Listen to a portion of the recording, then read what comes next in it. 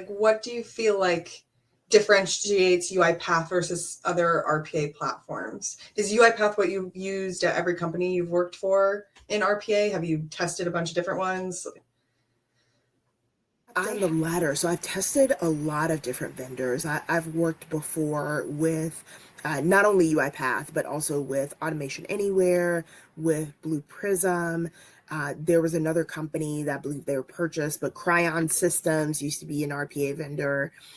And the distinct difference that I have seen working across different vendors is the usability from a business perspective. So I think that the user interface, I would say, of UiPath is more business friendly, which means it's easier for business stakeholders, non-technologists, to either leverage the platform or upskill on the platform. And I think that's so critical when you think about what does automation look like at scale.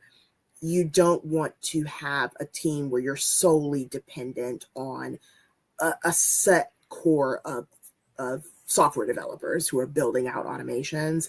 In order to really amplify your automation footprint, you need to involve citizen developers, which means involving a lot of stakeholders that may not be as technically savvy as an engineer by trade.